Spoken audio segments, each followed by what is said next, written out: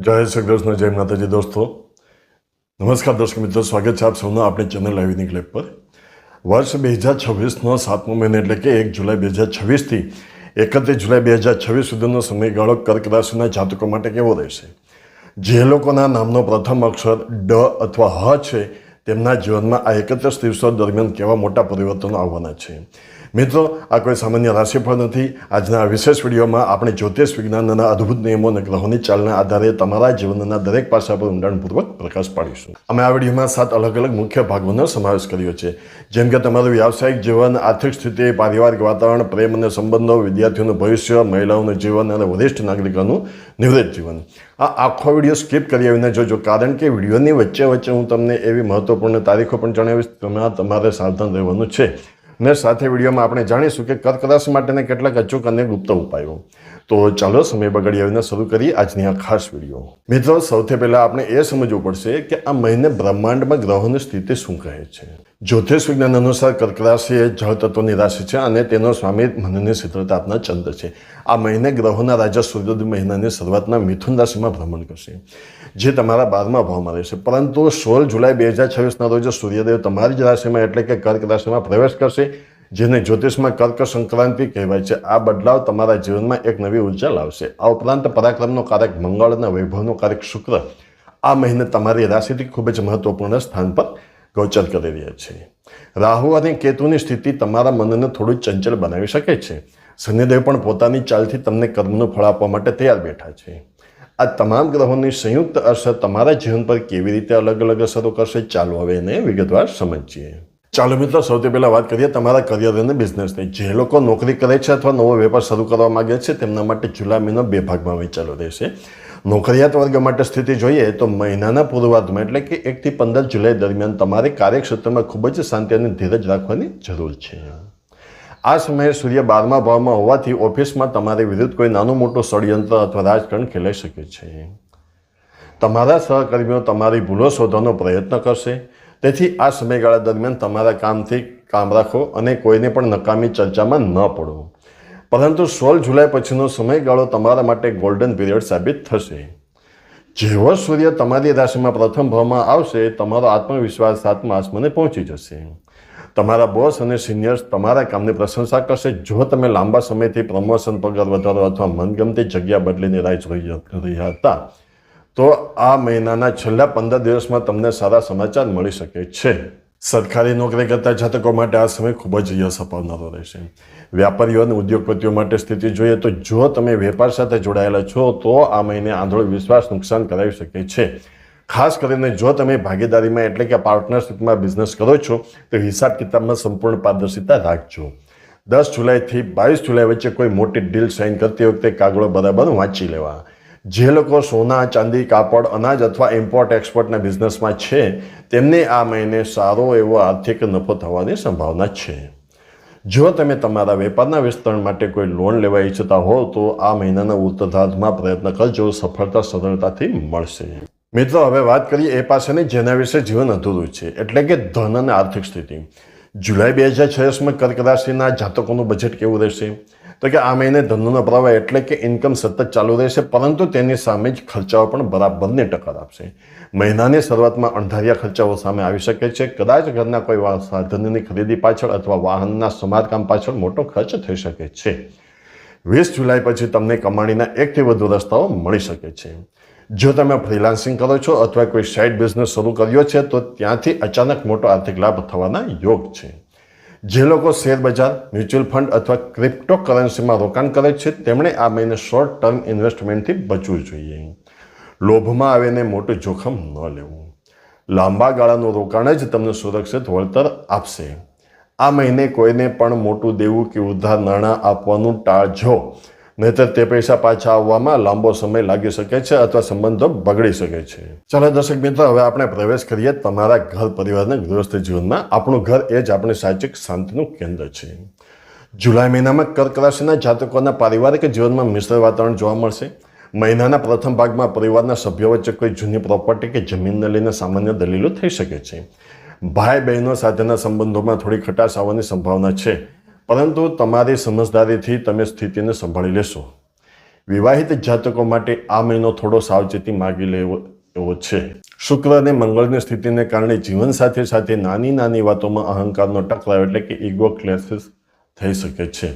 તમારા પાર્ટનર પર તમારો અભિપ્રાય થોપવાનો પ્રયત્ન ન કરો. જો કોઈ વિવાદ થાય તો મૌન રહીને વાતને ટાળવી વધુ યોગ્ય રહેશે.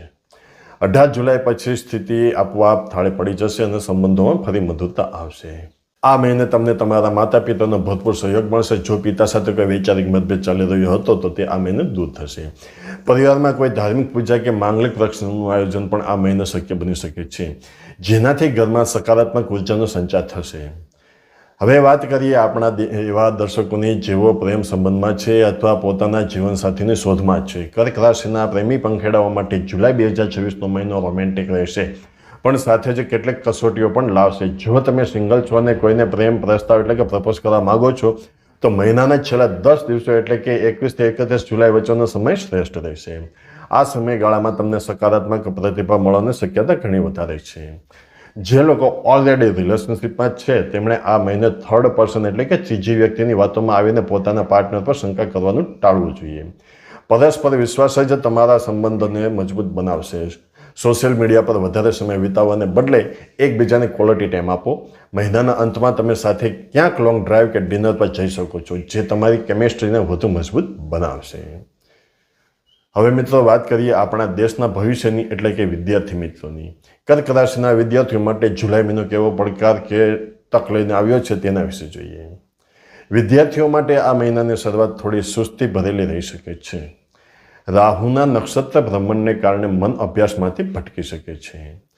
સોશિયલ મીડિયા, ગેમિંગ અથવા મિત્રો સાથે રખડપટ્ટીમાં તમારો કિંમતી સમય બગડી શકે છે, જેનાથી તમારે ખાસ બચવાનું છે. જે વિદ્યાર્થીઓ સરકારી નોકરી કે સ્પર્ધાત્મક પરીક્ષા એટલે કે કોમ્પિટિટિવ એક્ઝામની તૈયારી કરી રહ્યા છે તેમના માટે 15 જુલાઈ પછીનો સમય અત્યંત અનુકૂળ છે. જો તમે આ દિવસોમાં કોઈ પરીક્ષા આપો છો તો તેમાં સફળતા મળવાના ઉત્તમ યોગ બની રહ્યા છે. જેઓ હાયર એજ્યુકેશન માટે વિદેશ જવા માગે છે અને વિઝાની રાહ જોઈ રહ્યા છે તેમને આ મહિનાના ત્રીજા અઠવાડિયામાં કોઈ સારા સમાચાર મળી શકે છે. આ મહિને સવારે વહેલા ઉઠવાની આદત પાડો. સૂર્યોદય સમયે ગાયત્રી મંત્રના 11 જાપ કરવાથી તમારી એકાગ્રતા અને યાદશક્તિમાં અદ્ભુત વધારો થશે. ચાલો હવે જાણીએ કર્ક રાશિની મહિલાઓ માટે આ મહિનો કેવા પરિણામો લઈને આવ્યો છે. ચાહે તમે ગૃહિણી એટલે કે હાઉસવાઇફ હોય કે નોકરી કરતી વર્કિંગ વુમન હોય, ગ્રહોની ચાલ તમારા પર સીધી અસર કરશે. કર્ક રાશિની મહિલાઓ સ્વાભાવિક રીતે જ ખૂબ જ સંવેદનશીલ અને પરિવારને સંભાળ રાખનારી હોય છે. આ મહિને તમારે મલ્ટીટાસ્કિંગ કરવું પડશે. એક તરફ ઘરની જવાબદારીઓ અને બીજી તરફ જો તમે વર્કિંગ વુમન છો તો ઓફિસનું પ્રેશર, આ બંને વચ્ચે સંતુલન જાળવવામાં તમને થોડીક માનસિક અને શારીરિક સુસ્તી અનુભવાઈ શકે છે. આ મહિને સમાજમાં કે તમારી સોસાયટીમાં તમારું માન સન્માન વધશે. જો તમે કલા, બ્યુટી, ડિઝાઇનિંગ અથવા શિક્ષણ ક્ષેત્ર સાથે જોડાયેલા છો તો આ મહિને તમને કોઈ મોટું પ્લેટફોર્મ મળી શકે છે. મહિલાઓએ આ મહિને પોતાના સ્વાસ્થ્ય સાથે બિલકુલ બાંધછોડ નથી કરવાની. ખાસ કરીને કેલ્શિયમની ઉણપ, હોર્મોનલ બદલાવ અથવા પગના દુખાવાની સમસ્યા પરેશાન કરી શકે છે. દરરોજ થોડો સમય યોગ અને પ્રાણાયામ માટે ચોક્કસ ફાળવો. હવે મિત્રો વાત કરીએ આપણા પરિવારના વડીલો જેઓ નિવૃત્ત જીવન જીવી રહ્યા છે અથવા સિનિયર સિટીઝન છે તેમના માટે જુલાઈ મહિનો કેવો રહેશે. તમારા માટે આ મહિનો ખૂબ જ શાંતિપૂર્ણ અને આધ્યાત્મિક ઉન્નતિ કરાવનારો સાબિત થશે. તમારો મોટા ભાગનો સમય ધાર્મિક પુસ્તકો વાંચવામાં, પૂજાપાઠમાં અથવા કોઈ સામાજિક સેવામાં પસાર થશે. જો તમે લાંબા સમયથી કોઈ તીર્થયાત્રા પર જવાનું વિચારી રહ્યા હતા તો આ મહિને પરિવાર સાથે ધાર્મિક યાત્રાના સુંદર સંયોગો બની રહ્યા છે. આર્થિક દ્રષ્ટિએ તમને જૂની સ્કીમો, પેન્શન અથવા પ્રોપર્ટીના ભાડામાંથી નિયમિત આવક મળતી રહેશે, જેથી તમારે કોઈની સામે હાથ ફેલાવવાની જરૂર નહીં પડે. પૌત્ર, પૌત્રીઓ અથવા દોહિત્ર, દોહિત્રીઓ સાથે સમય વિતાવવાથી તમારું મન પ્રફુલ્લિત રહેશે. સ્વાસ્થ્યની દ્રષ્ટિએ વાયુ વિકાર કે સાંધાનો દુખાવા સિવાય કોઈ મોટી ચિંતા જણાતી નથી. સમયસર દવાઓ લેવી અને હળવી સવારની સૈર કરવી હિતાવહ રહેશે. મિત્રો, શાસ્ત્રમાં કહ્યું છે ને કે પહેલું સુખ તે જાતે ન રહ્યા. જો સ્વાસ્થ્ય સારું ન હોય તો બધી જ સંપત્તિ નકામી લાગે છે. તો કર્ક રાશિના જાતકોએ સ્વાસ્થ્ય બાબતે કઈ સાવધાની રાખવાની છે? જુલાઈ મહિનામાં ચોમાસાની ઋતુ પૂર્ણ રૂપે ખીલેલી હોય છે, તેથી તમારે પેટને લગતી બીમારીઓથી ખાસ સાવધ રહેવું પડશે. બહારનું ખુલ્લું કે તળેલું ખાવાનું બિલકુલ ટાળવું, નહીંતર ઇન્ફેક્શન કે ફૂડ પોઈઝનિંગ જેવી સમસ્યા થઈ શકે છે. આ ઉપરાંત મહિનાના મધ્યમાં માનસિક તણાવ અથવા વધુ પડતા વિચાર એટલે કે ઓવર થિંકિંગને કારણે તમને માથાનો દુખાવો કે અન્યથા ઇન્સોમ્નિયાની તકલીફ થઈ શકે છે. મનને શાંત રાખવા માટે સંગીત સાંભળો અથવા પ્રકૃતિ સાથે સમય વિતાવો. વાહન ચલાવતી વખતે પણ ગતિ પર નિયંત્રણ રાખવું ખૂબ જ જરૂરી છે. અને આ મિત્રો, જો તમે કોઈ પણ પ્રકારના વ્રત તહેવારની સંપૂર્ણ માહિતી અને વાતો સાંભળવા ઈચ્છતા હોય તો આપણી આ ચેનલ પર સમયસર તમને મળી રહેશે. તો ચેનલને સબસ્ક્રાઇબ કરો અને બેલ આઇકનને અવશ્ય દબાવો કે જેને કારણે આવનારી દરેક નવી વિડીયો સૌપ્રથમ તમારી પાસે સમયસર પહોંચી જાય. મિત્રો, આપની રાશિનું રાશિફળ દર મહિનાની 22 તારીખે બપોરે 2 વાગે આપણી ચેનલ લાઈવ યુનિક લાઈવ પર મળી જશે. જોવાનું ચૂકશો નહીં. તો ચાલો હવે આપણે આગળ વધીએ. દર્શક મિત્રો, હવે સમય આવી ગયો છે એક ખાસ ઉપાયો જાણવાનો જે જ્યોતિષ વિજ્ઞાન અનુસાર તમારી બધી મુશ્કેલીઓ દૂર કરી શકે છે અને આ જુલાઈ મહિનાને તમારા જીવનનો સૌથી યાદગાર મહિનો બનાવી શકે છે. તો કર્ક રાશિના જાતકોએ આ મહિને આ 4 સરળ ઉપાયો અવશ્ય કરવા જોઈએ.